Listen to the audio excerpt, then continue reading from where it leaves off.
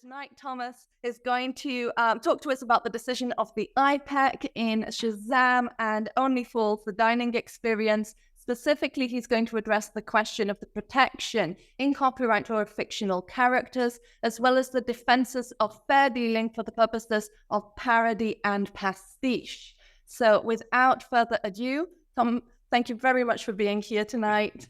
Sorry about the technical issues. And the floor is yours. Thank you very much, Christina. So good evening again. I'm delighted to be here to give you a lecture very largely about a case I lost on practically every issue.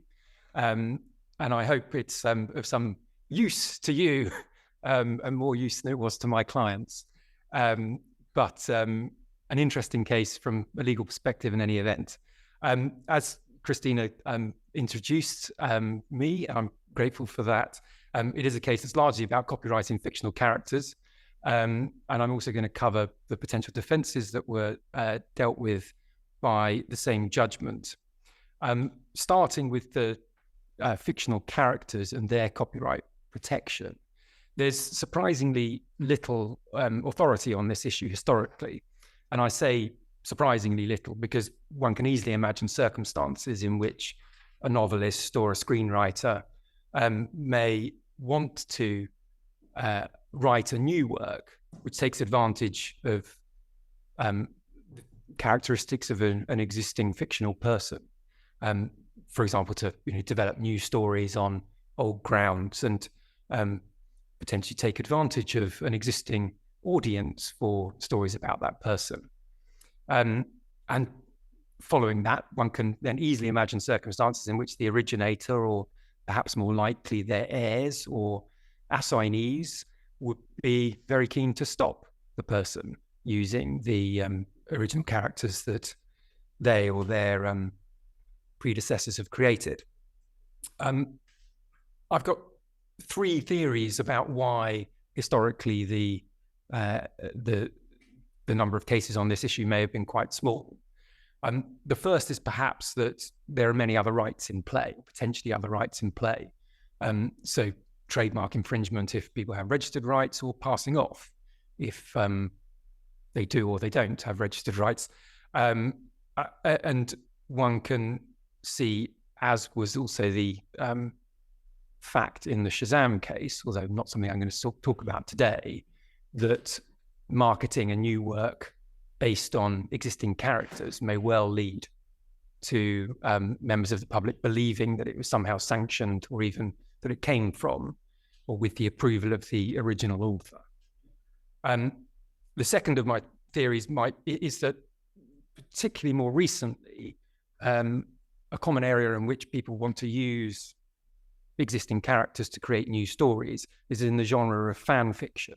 So people who are fans of a show write their own stories because they want to explore the universe in which that character or several characters exist. And of course, most publishers, most authors might think twice before they start suing their fans or a body of their fans for what's essentially a complement of their original work. The third possibility, and one that I'll touch on in more detail, is perhaps that the law was thought to be against the copyright owner in these circumstances, that characters perhaps being too abstract for protection by the law of copyright wouldn't by themselves give rise to a viable or successful cause of action against someone creating derivative works incorporating existing characters. And that's where I will now go. So hopefully, now moved everything on the computer. So here we are. Good. So the first case, or a potential source at least, of the belief that protection of characters by way of copyright might have been a difficult thing to do is a case that's now over 90 years old, called Kelly and Cinema Houses. It was a pretty peculiar case. So the facts of it in summary were that there was a Miss Brandon who'd written a play. That by itself, of course, not particularly surprising. An intermediate author Mr. Kelly had then written a book based on the play, and then a further creator associated with cinema houses produced a film based on Miss Brandon's play. One might think that if Miss Brandon had a complaint about that she would probably have potentially decent prospects. But in fact, the case was brought by the intermediate author of the book based on the play, complaining that the film infringed his copyright. Now, it's of course possible that the intermediate author made some form of derivative work and that his creation had been wrongly copied. But it's obviously not a fabulous basis to begin a copyright action, particularly where, as it turned out, the producers of the screenplay for the film had started with the early work, the play written by Miss Brandon. So ultimately that claim failed because the judge held that there was nothing in the film that hadn't also been included in the play. And so there was nothing original for the intermediate author that could be protected. On that basis, it's not particularly surprising. But the case is relevant for today's issue because of a statement made by the judge in the course of giving his judgment, which was the following. So he said, if, for instance, we found a modern playwright creating a character as distinctive and remarkable as Falstaff or as Sherlock Holmes, would it be an infringement if another writer, one of the servile flock of imitators, were to borrow the idea and make use of an obvious copy of the original? I should hesitate a long time before I came to such a conclusion. So with the elaborate language that may have been more commonplace in older judgments, and that was an expression of a view by that judge, or at least the beginnings of a view by that judge, that simply taking a character from an earlier work and then introducing it into a new one would at least lead to long hesitation before there was a finding of copyright infringement. Now, that statement was taken for a long time to be an indication that establishing copyright in characters would be difficult. And it's not a surprise to observe that establishing copyright in something as abstract as a character taken out of the context of the work in which they exist is going to be considerably harder than, say, establishing the subsistence of copyright in the entirety of a novel or in a song or in a painting, for example. But at its root, that comment by the judge in Kelly and Cinema House is really just an observation that manifests the proposition that copyright protects the expression of ideas rather than the ideas themselves. So it's really an exploration of whether character abstracted from the work in which it was, in which it existed, is a work in itself that can be protected. To give you some indication about why you've got this old oil painting up here, that is a painting of Falstaff by William Hogarth. And a lot of my slides are simply illustrations of something vaguely associated with the cases I'm talking about. Obviously, William Hogarth has some connection to well, not actually connection other than the name, but to my chamber, so I chose his painting of Falstaff to illustrate things. So that was a case a long time ago. Moving right up to the present, one needs to consider how, in current copyright jurisprudence, one might go about seeking to establish whether copyright subsists in a character. And the short answer to that is that one considers it, which was common ground between the parties in the Shazam case, and which the judge accepted there, in exactly the same way as one would consider the subsistence of copyright in any work. And the test for that, which has now been set out by the Court of Justice of the European Union in a number of cases, but most obviously in the Coffermel and G-Star case, is one that arises from the first principles that the Court of Justice has expressed in that case. So, as you can see from my illustration, and as you probably know already, Cofmel was a case about genes and the potential artistic work rather than design. I would say from a technical perspective, the potential artistic work in the appearance of those genes. Essentially a case of applied art, the claimants would say. The Cofmel decision made it clear that there is one test for subsistence of copyright that applies regardless of the nature of the copyright in issue. And that proposition, that one applies the same test whatever the work, has its origins in the Berne Convention, which says that protection should be the same for every production in the literary, scientific and artistic domain, whatever the mode or form of its expression might be. The elements of the test that the CJU set out in that case should probably well known now. First, that the work has to be the author's own intellectual creation. So that's the sort of stock phrase that's now used in copyright circumstances. It went on to explain, of course, that in that regard, it's both necessary and sufficient that the subject matter reflects the personality of its author as an expression of his or her, of course, free and creative choices. And as a counterpoint to that requirement, the Court of Justice gave the illustration of an example where that criterion is not satisfied, where the subject matter is dictated by technical constraints that leave no room for creative freedom. There's a second element of the test, of course, which is that protection is limited to elements that are the expression of the intellectual creation, and that requires the protected elements to be identified objectively with clarity and precision. So rules out things like smells, potentially, or other nebulously identified articles or items. So that's now sort of the fundamental proposition of copyright law, at least in this part of the world and our close neighbours. The Court of Justice then actually repeated that proposition in a slightly later case, Brompton Bicycle, not about genes in this case, but about folding bicycles. So another work, again, from that claimant's perspective of applied art. In that case, the court clarified that it's only where technical considerations completely exclude the creative freedom that copyright will not or cannot arise.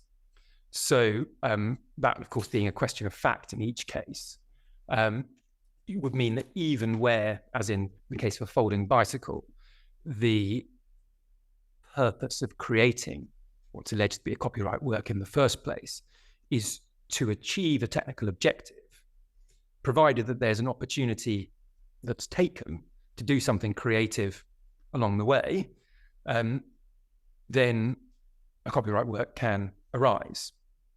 Now, you may wonder, and I had questions when I was discussing this with my head of chambers a while ago, about why I talk about copyright and fictional characters has 2 slides about genes and then folding bicycles.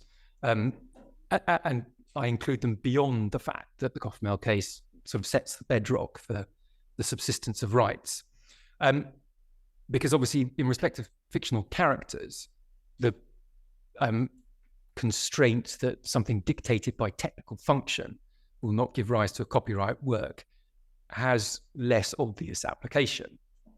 But in my view, there are still circumstances where that idea, at least, still has application in this arena. So one can imagine, for example, non-creative constraints that might apply to particular works of fiction. And I have in mind as only one illustration that I'm going to attempt of this, a murder mystery story. So one can imagine in a murder mystery story, you're pretty certainly going to need to have one character who appears at some stage in the book who's a victim. Someone needs to get murdered in this story. So one can consider that sort of technical constraint.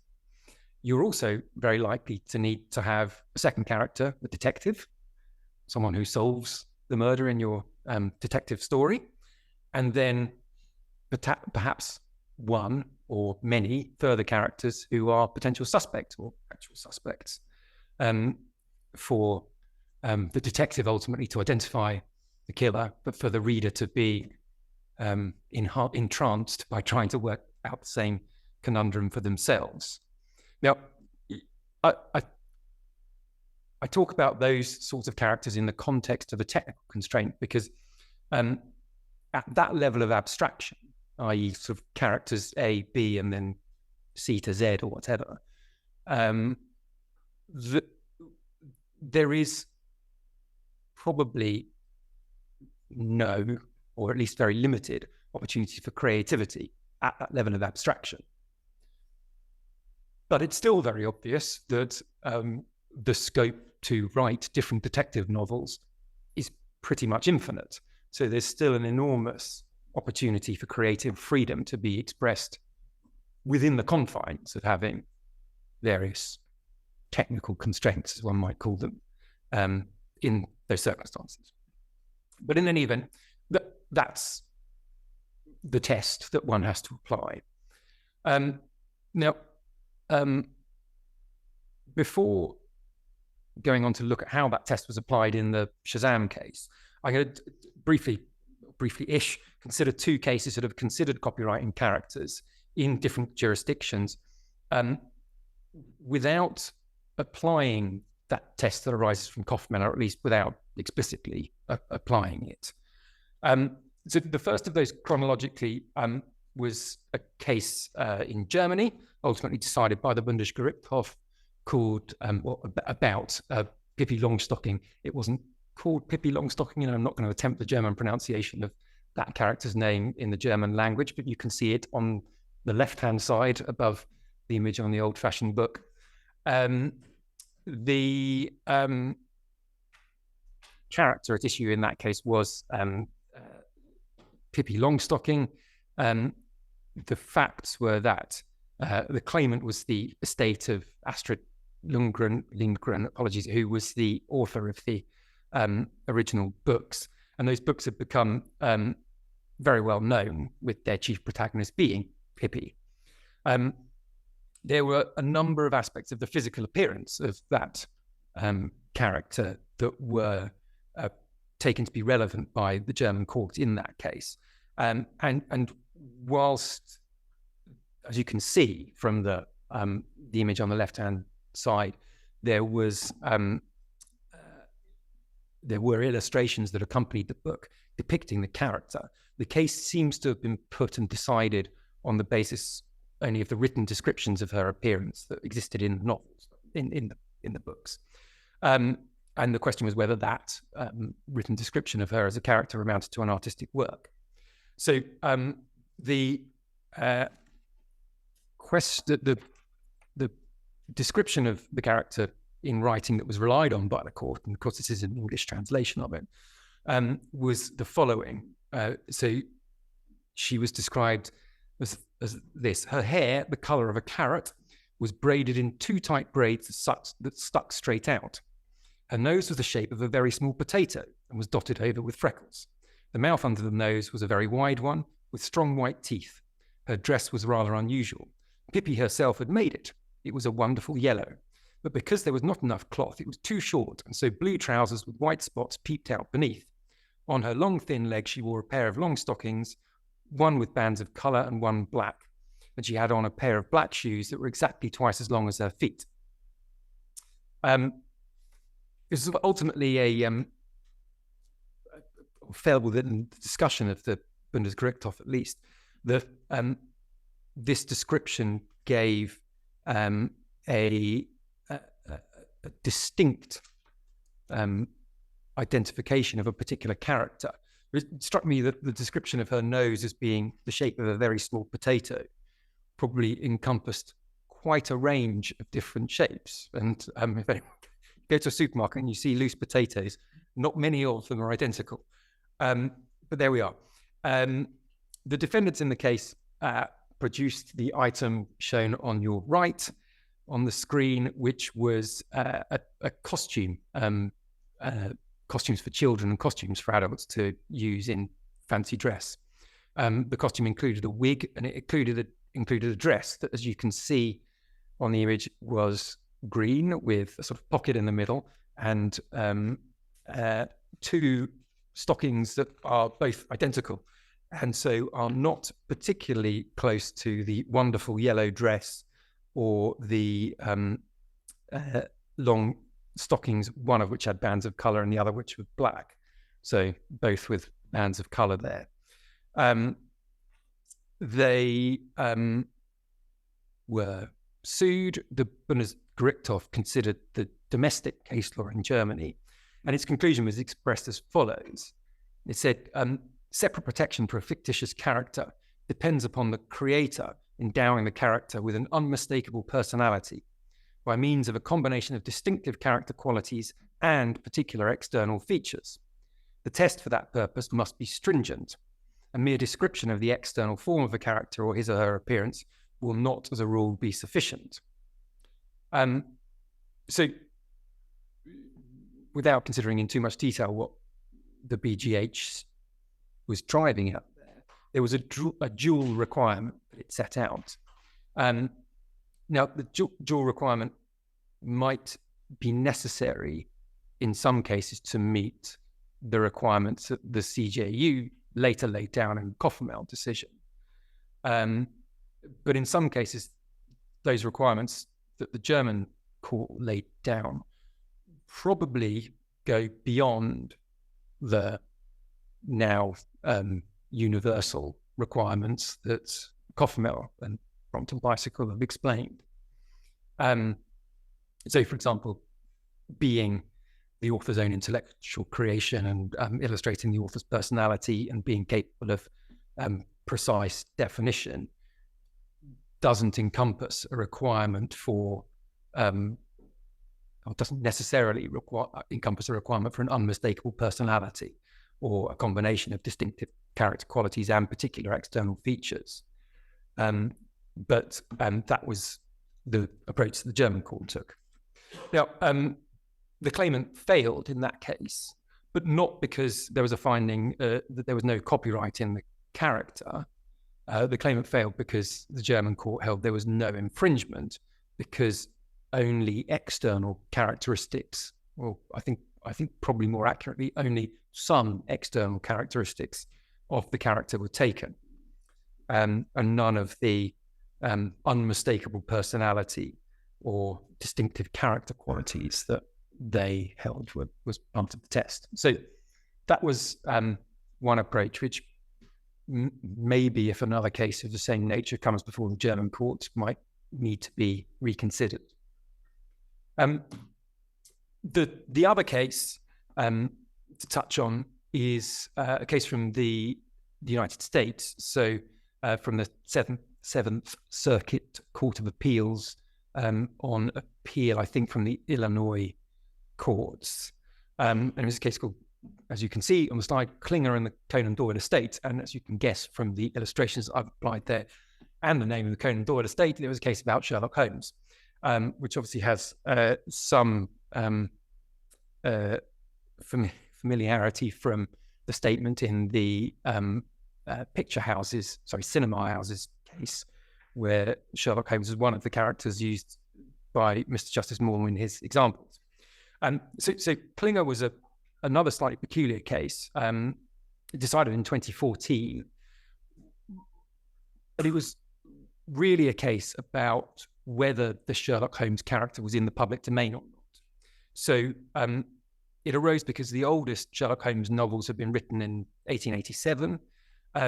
They were, by that stage, out of copyright in the US because the approach that the term of copyright in the US took to works of that vintage was that they lasted for 95 years after publication. The last of the works that Conan Doyle had written were still in copyright on that basis. And so the claimant essentially his estate and the successors of his estate, alleged that because the characters, they said, characters of Sherlock Holmes and Dr. Watson, continued to be developed through later stories, that there was essentially a derivative copyright work that arose in the later works, which was still in term, and that was infringed by Mr. Klinger's works, which are essentially anthologies. To the extent that the Court of Appeals there made general statements about copyrighting characters, it said this: the more vague, the less complete a character, the less likely it is to qualify for copyright protection. An author could not copyright a character described merely as an unexpectedly knowledgeable old wino, but could copyright a character that has a specific name and a specific appearance. And that was a reference to the facts of a case from 2004, Gaiman and McFarlane, and another case from the 1930s. They went on to say that from the outset of the series of Arthur Conan Doyle stories and novels that began in 1887, Holmes and Watson were distinctive characters and therefore copyrightable. So the case by the Conan Doyle estate failed, again, not because the characters were not protected by copyright, but precisely because they were protected by copyright from the very first stories, and therefore had fallen into the public domain by the time that it wasn't the defendant, I should be clear, Mr. Klinger's publishers essentially sought a declaration of non-infringement, which is why they're the first named party on the case. But they were successful, the allegation of infringement failed. That sort of slightly peculiar factual circumstance is unlikely, although not impossible, unlikely to arise in this jurisdiction or in Europe, because our term is decided for almost all works to determine to end at the end of the calendar year, 70 years after the author dies. So all an author's works go out of copyright at the same point. You're not going to have a sort of successive entry into the public domain. Perhaps with anonymous works, you might have a different approach, but in general, you're not going to see that here.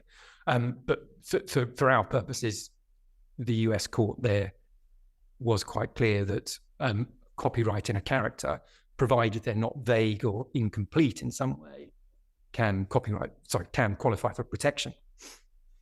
So those are two cases from other jurisdictions and lead us on to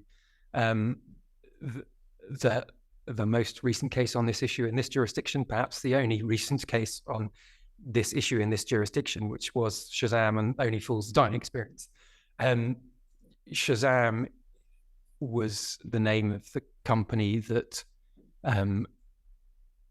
to which the rights in the Only Fools and Horses script had been assigned, by which it was exploited, essentially owned by John Sullivan, the late John Sullivan's family. The allegation here was, in essence, that copyright. One of the allegations was that copyright subsisted in the characters within that sitcom. Many of the characters in the sitcom actually were alleged to independently be copyright works. For case management reasons, only the Del Boy character was considered at trial. The Del Boy character being pretty central to anyone wanting to put on a tribute show, and so would ultimately be determinative of whether there was going to be infringement and an injunction or not. The judge there did apply the Coffermel test. So whilst he considered the decision in Pippi Longstocking and very briefly considered the Klinger decision, it was ultimately common ground between the parties that now we're bound to apply the Coffermel test. And he doing so in the judgment, particularly at paragraph 99 and 109, held that the Del Boy character did was a copyright work. Now, in doing so, contrary to the sort of approach that the German court took in Pippi Longstocking. The judge placed little to no reliance on specific external features as a Del Boy character. And one can understand why in the circumstances of that case. Unlike a novel or a book like the Pippi Longstocking stories, where a particular character is described in text, the script written by John Sullivan didn't say Del Boy looks like David Jason, because David Jason hadn't been cast when the scripts at least started to be written. As a consequence, John Sullivan, the claimant's predecessor, didn't create the physical appearance of Del Boy. That was a natural characteristic of David Jason. He didn't create the physical mannerisms. Again, David Jason didn't create the accent, vocal intonation, and didn't select or create the clothes that Del would wear, because those were picked by people in the costume and props department at the BBC. So it was certainly part of my submissions that you had to settle those to one side, and once you'd done that, you weren't really left with anything that was sufficiently precise to give rise to a character that was protected. As it turned out, the judge did not agree. But the judge did note that within the script there were descriptions of, or at least some references to the manner of dress of the Del Boy character. So there were references to things such as gaudy clothes, but no more distinct than that, flashy clothes. At one point, a reference to him wearing a loud blue suit. And it does appear that the judge placed some reliance on those aspects of the script to say, well, look, John Sullivan was thinking more broadly about what this character actually looked like, and so I can take that into account in setting up the concluding that copyright does subsist in the character.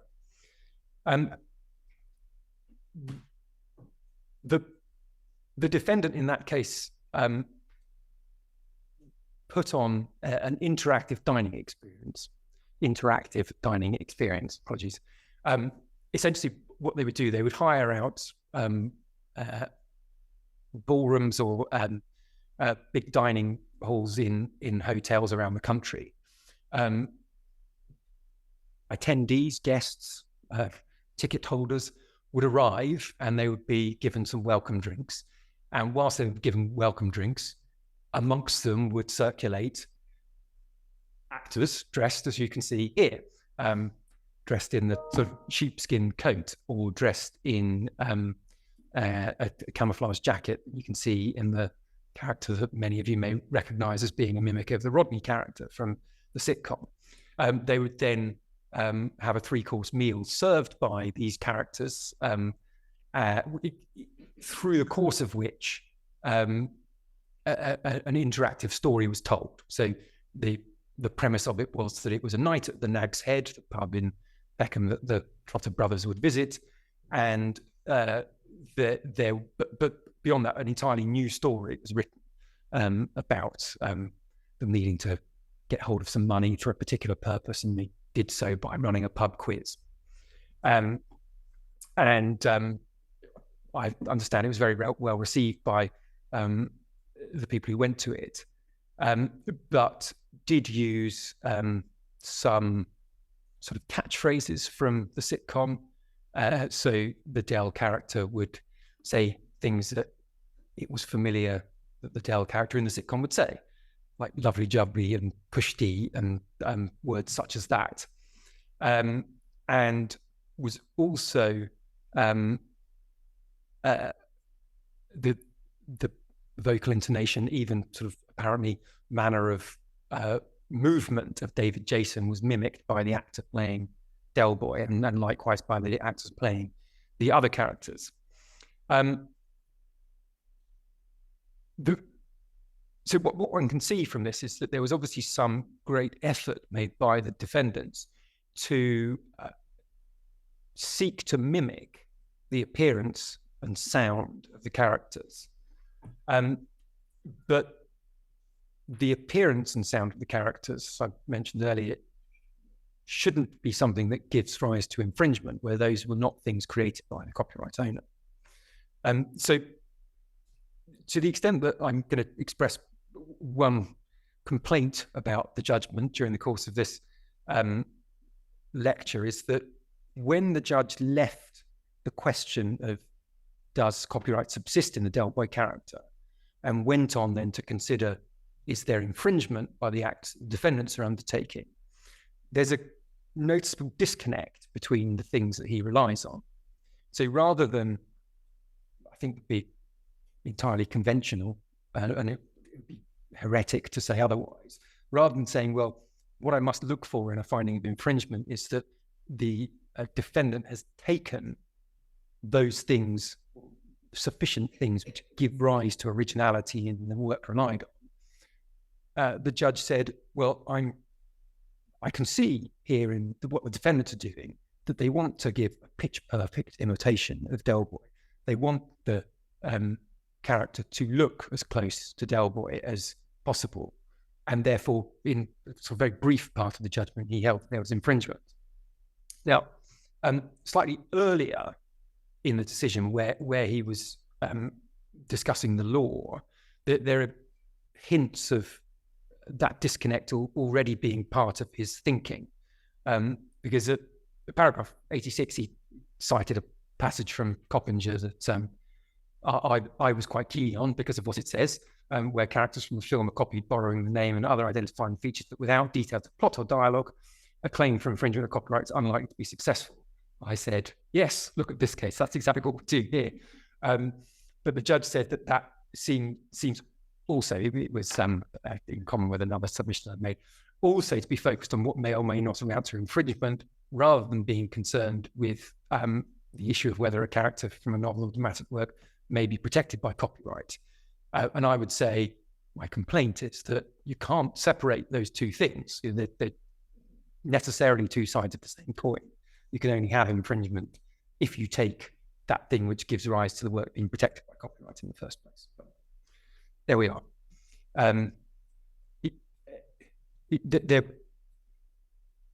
There was no appeal from this case. All I can say is that after the judgment came down, there was a confidential settlement, which was perhaps an offer so good that my clients couldn't refuse.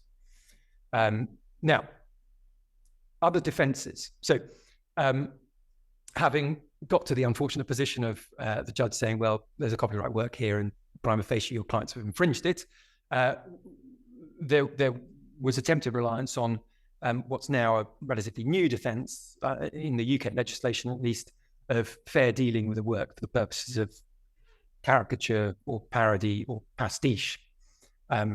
We didn't rely on caricature, but we said parody or pastiche.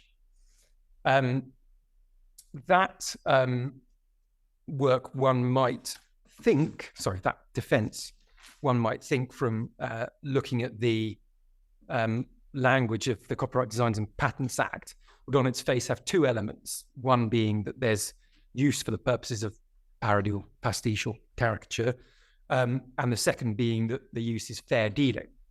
But things are not quite as straightforward as that in a lot of IP laws. I'm sure you'll be familiar. There are hidden depths, with the UK statute really being some sort of code for underlying principles that come from different sources. We wonder why I have a sort of MC Escher type image here. This, again, slightly oblique picture is a lot of steps in the Federal Palace in Bern in Switzerland. And I included that picture because the UK statute being code for something is ultimately code for known as the Bern three-step test, which comes from the Bern Convention, at least via the Article 5 of the InfoSoc Directive or Copyright Directive, whatever you want to call it, 2001/29, which obliges national legislatures to limit their defences to copyright infringement only to circumstances that meet this three-step test. So the first of the steps being that the exceptions apply only in certain special cases. Secondly, that they may only apply where the permitted activity that would otherwise be infringing does not conflict with the normal exploitation of the work by the copyright owner. And then thirdly, does not unreasonably prejudice the legitimate interests of the copyright owner. And you can see this on most factual circumstances is going to be a bit of, if not perhaps almost complete overlap between the last two of those aspects. So the certain special cases, dealing with that first, identified in the National Register. You see, if I go back through my picture of the palace, Federal Palace in Bern, to the fair dealing defence for parody and pastiche, the special case here is that the use is for the purposes of caricature, parody, or pastiche. And you see similar equivalents in all the other fair dealing defences that exist under the Copyright Designs and Patents Act. So, for example, fair dealing for the purposes of reporting current events is a special case that can fall within the Bern three-step test. And I'll say some more about that in a moment. The question of what amounts to for the purposes of parody or pastiche has been addressed in English case on a different issue called kickstack that you find cited in Shazam, where it talks about for the purposes of and what that means, and it essentially holds that it just means as part of an exercise in. So there's not really anything magic about for the purposes of. It just means you've got to be using a work as part of an exercise in parody or pastiche. What then, turning to the two different types of act that were relied on, sought to be relied on in the Shazam case, what does parody mean? How do you get within that as your special case? The judge in Shazam set out that essentially from a sort of dictionary or commentary definition that a parody was an imitation which exaggerates the characteristics or a work or a style for comic effect or applies it to an inappropriate subject. And dealing with pastiche, again, from a dictionary definition before he looked at it in a more legally analytical way. A parody was a medley of various things, specifically either a picture or musical composition made up of pieces derived from or imitating various sources, or a literary or other work of art composed in the style of a well-known author, artist, or other creator, with the effect of copying or imitating the style of that other creator.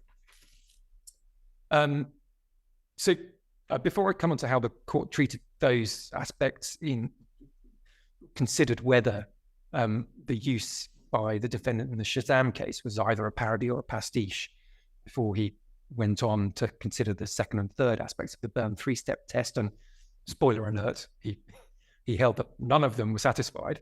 I'm just going to touch on the only decision of the Court of Justice which deals with the defence that arises from the Copyright Directive. And this was a case called Geckman and van der Steen that dealt with the parody defence. Now, Mr. van der Steen had created a lot of children's books where the two protagonists was in his language, Suske and Wiske, who were Spike and Susie in English. And the case concerned the alleged infringing reproduction of the cover of one of his graphic novels. And you see his cover on your left. There was an image of a sort of character flying above a town square, dropping coins that were collected by people in the town square. And you see at the bottom right the two characters, Spike and Susie, sort of looking on as this happens.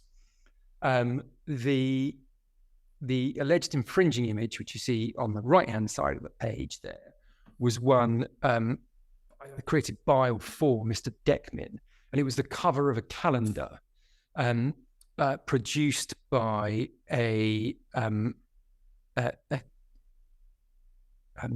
the judge described him as a Belgian nationalist anti-immigration party member, or for at least for that party. And what it depicted was the then mayor of Ghent, who you see without the hat on the right-hand side, with a rainbow sash around his waist, dropping coins into the market square where they were being picked up by people wearing veils or other dress associated with people who follow the Muslim faith. And I think that presumably the message that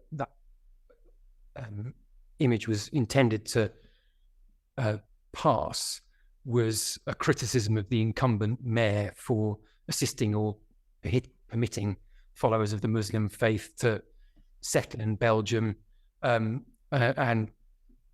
perhaps for supporting or sympathizing with the LGBTQ plus community. So the estate of Mr. Van der Steen were unhappy with this, and so they sued for copyright infringement. And in the Belgian courts, they were successful, but the case was referred to the Court of Justice with a number of questions about what the parody defense required. And there were a number of factors that in its question to the court that Belgian judges sought guidance on. They asked, for example, whether it was necessary for the work that was alleged to be a parody to parody the original work. So whether here I can use a work to parody something else. And the answer to that was very clearly, yes, you can. You use a work for the purposes of parody, not only if you use it to parody the original, but also if you use it to target some third party. And that, I think, must be right. Another question they asked was whether the new work itself had to be original. The answer was no, it didn't. And thirdly, well, as one of their questions, they asked whether the new work had to be identifiably the work of a different author. Again, the answer was no. What the CJEU said was that the alleged parody had to evoke the existing work, but be noticeably different from it and express mockery or humor. Now, in Shazam, I sought to persuade the judge that there you were. That was, in essence, something like a statutory test. And if I persuaded him that the defendant's dining experience show was something that evoked the existing work, we said yes, but was noticeably different from it, we said yes, and was an expression of humor, we said yes. But there it was. It was a parody. But he held, and I say I think rightly, he held that just fulfilling those criteria that the Court of Justice identified was not a sufficient basis to saying that your work is then a parody. So the Court of Justice were not giving a list of sufficient conditions to say, if you meet these three things, then this is a parody. They were simply saying that these are necessary characteristics of a parody. But it follows, certainly from the judge's finding, I think it follows logically, that you still must be doing something which is a parody with those particular characteristics. So ultimately, to parody, one's got to express some opinion by means of the use of the original work. And I think cases like Deckman and Van der Steen are actually really pretty straightforward, where there's something that's obviously intended to be some form of political commentary, using a work in order to poke fun at a political character, whether you agree with that proposition or not, is used for the purposes of parody, and obviously there's a high level of protection, although there must be a balance struck between the rights of the copyright owner and the rights of someone seeking to express themselves. There's a high level of protection given to people who are exercising their right of speech, particularly when it's political speech. But seeking to, as we were in Shazam, seeking to kind of expand that defense to allow a comedy dining experience, which wasn't really making any comment on the world around us in any way, was perhaps a stretch. I was much more keen on the pastiche idea, that this show of the dining experience took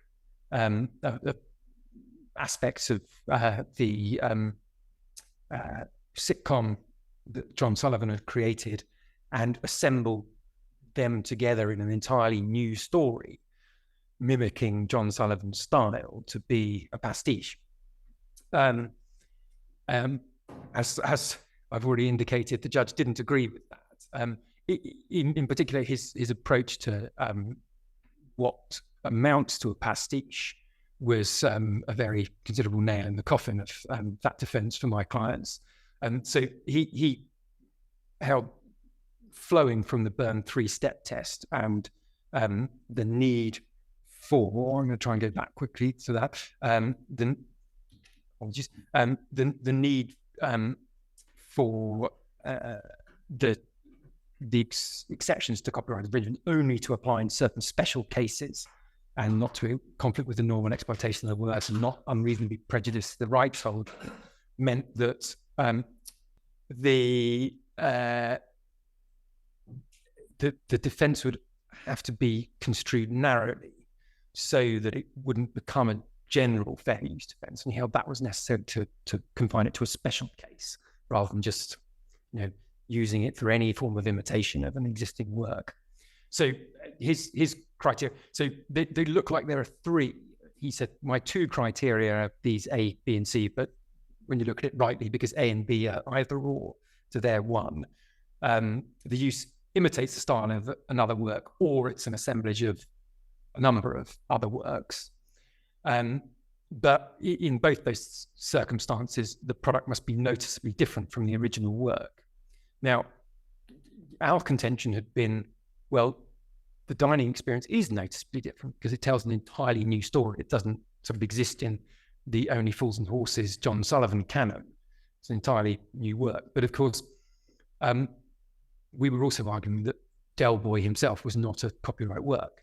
When the judge holds, well, your main character is itself a work and you've reproduced that work, then in fact, we haven't made something noticeably different. We, on his view, deliberately set out and necessarily set out to reproduce that work in a way that was as close as possible to it rather than being noticeably different. So for at least that reason, he held we weren't entitled to rely on the pastiche defense. So we fell at the first hurdle on both parody and pastiche, and something which I won't go into now given the time. We also failed on the other two aspects of the Byrne three-step test. So it did interfere with the normal exploitation of the work because Shazam wanted to put on a sort of were putting on a West End stage show, and he held that would be interfered with, and he also held that we were unreasonably prejudicing the rights holder's interest essentially for the same reason. So sort of rattled through things a bit at the end. I know we've already probably reached our hour after we started, but if there are any questions from any of you or any of the people around the world, then I'd be happy to try and deal with